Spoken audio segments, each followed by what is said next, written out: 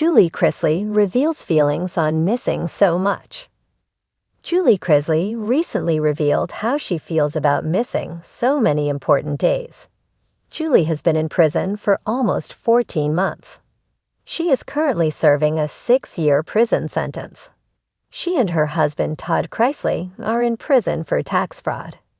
This has been a lot for her children, especially Savannah Chrisley. Savannah has had to take in her younger siblings, Grayson and Chloe. She has also been fighting for her parents with the legal system. Julie Chrisley speaks out on anniversary. Todd and Julie Chrisley recently had their 27th wedding anniversary. Julie wrote a letter on this day. This had to be hard for Julie, as she has not got to speak to her husband since being arrested. She is missing so much. Julie is missing out on a lot of important days that she cannot get back. She also revealed that Grayson is busy with baseball and that she hates missing his games and being there for him. However, he is doing good, and she is supporting him from afar. Fans feel bad for their children as they did not do anything wrong and are having to survive without either of their parents. However, the older siblings are trying their best to be parental roles in their lives. It seems to be extremely hard on Julie, as she just wants to be home with her husband and children.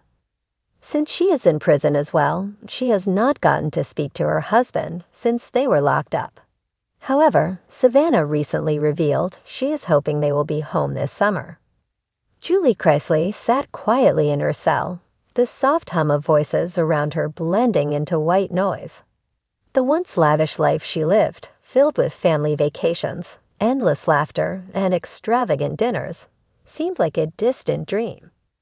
A wave of melancholy washed over her as she stared out the small, grated window in her cell, barely large enough to see the sky. The brilliant blue was a reminder of the world that still spun outside, indifferent to her absence. The lives of her children and husband continued, despite her being locked away. It had been months since Julie had seen her family, touched her husband Todd's hand, or kissed her children goodnight. Time had slipped away, and with it, precious moments.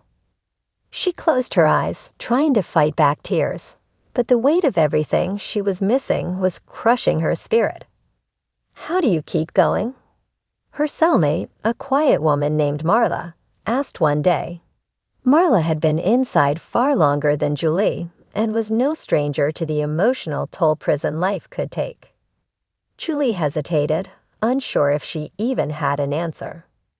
"I think about them," she said softly, her voice barely above a whisper. "I think about my kids, my husband. I try to remember what it feels like to hold them, to laugh with them. But some days it feels like I'm losing pieces of them, like they're slipping through my fingers." Marla nodded knowingly. "That's the hardest part," she said, "missing out. Life doesn't wait for you just because you're in here." Julie leaned back against the cold, hard wall, her mind drifting to her children. Grayson's voice echoed in her thoughts, his laughter still vivid, though it had been so long since she'd heard it in person. Chloe's mischievous smile, Savannah's fierce independence, and Chase's playful spirit. Each memory a bittersweet reminder of the life she was now apart from. Every birthday, holiday, or simple family dinner felt like a punch to the gut, a reminder of all that she was missing. She remembered the first time she truly realized how much time had passed. It was Grayson's birthday. He had turned 17, a milestone Julie had always dreamed of celebrating in grand style. In the past, birthdays were massive events in the Chrisley household, extravagant parties, laughter, gifts, and cake. But now, all Julie had was a small, hand-drawn calendar on the wall of her cell, a heart marking the day, and a lump in her throat knowing she couldn't be there to see his face light up as he opened his gifts. "I just want to be their mom," Julie said, her voice cracking with the weight of her words. "I want to be there when they need me. I want to watch them grow, guide them through their challenges, and share in their joys. But instead, I'm here, and they're out there, and I can't do anything." Marla offered a small smile of sympathy, but Julie could see the understanding in her eyes.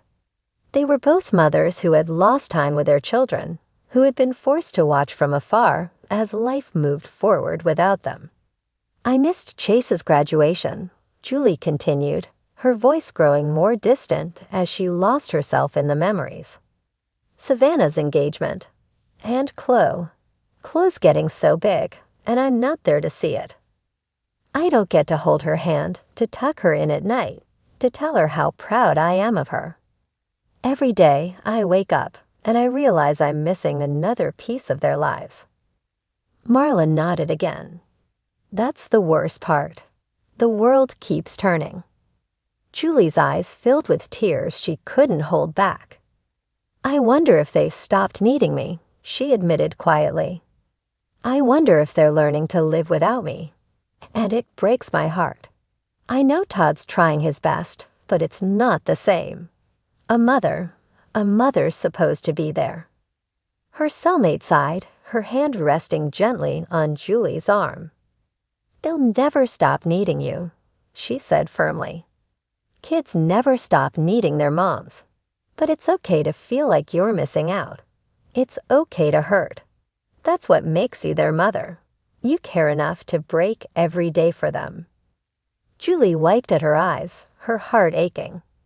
She had always been the glue that held the family together, the nurturer, the protector. But now she was stuck behind bars, watching the clock tick by, helpless as her children's lives moved forward without her. Todd's letters were a comfort, but they couldn't replace the warmth of his embrace or the sound of his voice in the morning. Each letter from her children was a reminder of the milestones she was missing. Chloe's first recital, Grayson's football games, Chase's new business ventures, Savannah's wedding plans. Julie's hands clenched into fists as she stared down at the worn floor of her cell. "I hate this," she whispered. "I hate missing so much. I never thought it would hurt this bad." Marla gave her a sad smile. "That's because you love them so much. And they know that. They know you'd be there if you could." Julie nodded, though the pain still gnawed at her. Every moment felt like an eternity, and every second apart from her family was another piece of her heart breaking. But despite it all, she clung to the hope that one day she'd be with them again. One day she'd walk out of these walls and hold her children in her arms, hear their voices without the barrier of a phone call, and rebuild the moments she had lost. Until then, all she had were memories and the aching reminder that she was missing so much. And that, she realized, would never get easier. Julie glanced out the window again, the sliver of sky a fleeting promise of freedom. Time would pass as it always did, but she wouldn't stop counting the days until she was home.